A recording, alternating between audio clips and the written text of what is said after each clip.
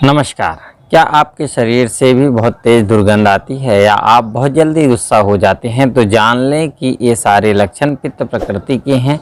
ऐसे लोग जिनमें पित्त दोष ज़्यादा पाया जाता है वे पित्त प्रकृति वाले माने जाते हैं और इस वीडियो में हम आपको पित्त प्रकृति के गुण, लक्षण और इसे संतुलित करने के उपायों के बारे में विस्तार से बता रहे हैं।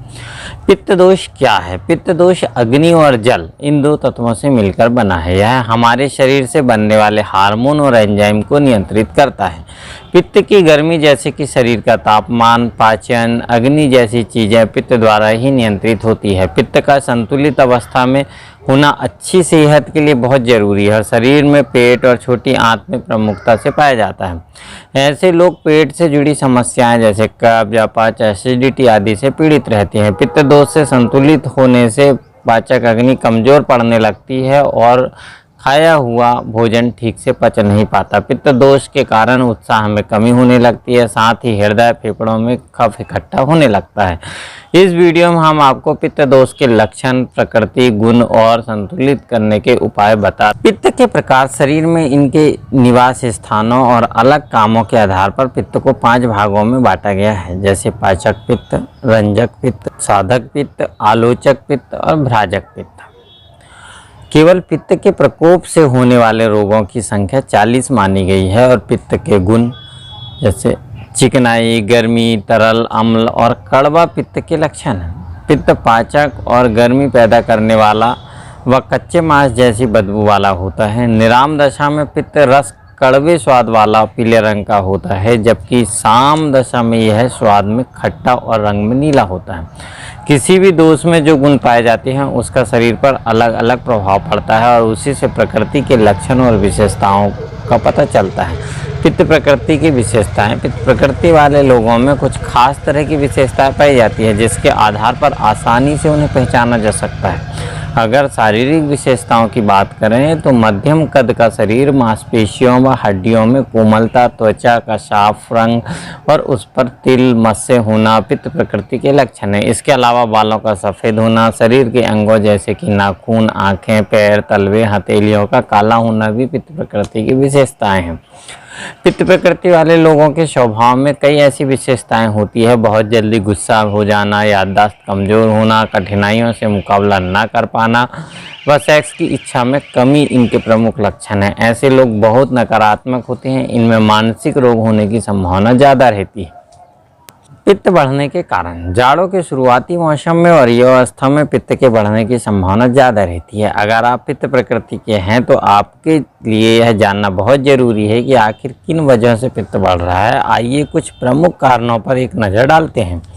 चटपटे, नमकीन, मसालेदार और तीखे खाद्य पदार्थों का अधिक सेवन, ज़्यादा मेहनत करना, हमेशा मानसिक तनाव और गुस्से में रहना, अधिक मात्रा में शराब का सेवन करना और सही समय पर खाना ना खाने से या बिना भूख के ही भोजन करना, ज़्यादा सेक्स करना, तिल का तेल, सरसों, दही, छाछ, खट्टा, सिरका आदि का अधिक सेवन, मछली, भेड़, बकरी के मांस का अधिक सेवन।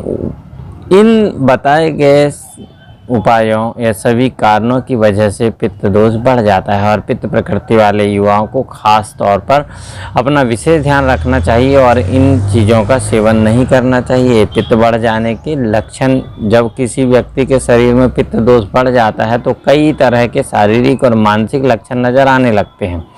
पित्त दोष बढ़ने के प्रमुख लक्षण जैसे कि बहुत अधिक थकान, नींद में कमी, शरीर में तेज जलन, गर्मी लगना और ज़्यादा पसीना आना, त्वचा का रंग पहले की तुलना में गाढ़ा हो जाना, अंगों में दुर्गंध आना, मुंह, गला आदि का पकना, ज़्यादा गुस्सा आना, बेहोशी और चक्कर आना, मुंह का कड़वा और खट्टा स्वाद, ठंडी चीज़ें ज़्यादा खाने का मन करना, त्वचा, मल मूत्र, नाखूनों और आँखों का रंग पीला पड़ना। अगर आप में ऊपर बताए गए लक्षणों में से 2 या 3 लक्षण भी नज़र आते हैं तो इनका मतलब है कि पित्त दोष बढ़ गया है। ऐसे में नज़दीकी चिकित्सक के पास जाएं और इसका इलाज करवाएं। पित्त को शांत करने के उपाय। बढ़े हुए पित्त को संतुलित करने के लिए सबसे पहले तो इन कारणों को दूर रखना चाहिए जिसकी वजह से आपका पित्त बढ़ा हुआ। खान पीन, जीवन शैली में बदलाव करना चाहिए और अपने चिकित्सक की मदद से इसका ट्रीटमेंट लेना चाहिए।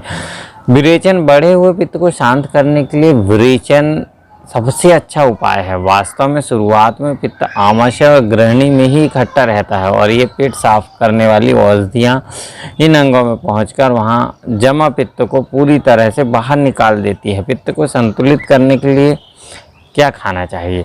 अपनी डाइट में बदलाव लाकर आसानी से बढ़े हुए पित्त को शांत किया जा सकता है। आइए जानते हैं कि पित्त के प्रकोप से बचने के लिए किन चीज़ों का सेवन अधिक करना चाहिए। घी का सेवन सबसे ज़्यादा जरूरी है। गोभी, खीरा, गाजर, आलू, शिमला मिर्च और हरी पत्तेदार सब्जियों का सेवन करें। सभी तरह की दालों का सेवन करें। एलोवेरा जूस, अंकुरित अनाज, सलाद, दलिया का सेवन करें। पित्त प्रकृति वाले लोगों को यह नहीं खाना चाहिए। खाने पीने की कुछ चीज़ें ऐसी होती है जिसके सेवन से पित्त दोष बढ़ता है, इसलिए पित्त प्रकृति वाले लोगों को इन चीज़ों का सेवन नहीं करना चाहिए। मूली, काली मिर्च, कच्चे टमाटर खाने से परहेज करें। तिल के तेल, सरसों के तेल से परहेज करें। काजू, मूंगफली, पिस्ता, अखरोट, बिना छिले हुए बादाम से परहेज करें। संतरे के जूस, टमाटर के जूस, कॉफ़ी, शराब से परहेज करें। जीवन शैली में बदलाव करें। सिर्फ खान पान ही नहीं बल्कि पित्त दोष को कम करने के लिए जीवन शैली में भी कुछ बदलाव लाने जरूरी है, जैसे कि ठंडे तेलों से शरीर की मसाज करें, तैराकी करें, रोज़ाना कुछ देर खाएं, टहलें, धूप में टहलने से बचें, ठंडे पानी से नियमित स्नान करें। पित्त की कमी के लक्षण का उपचार आप कर सकते हैं। पित्त में बढ़ोतरी होने पर समस्या होना आम बात है, लेकिन क्या आपको पता है कि पित्त की कमी से भी कई शारीरिक समस्या हो सकती है। इसमें पित्त की कमी से होने वाली जैसे तापमान में कमी, मुंह की चमक में कमी, ठंड लगने जैसी समस्याएं होती हैं।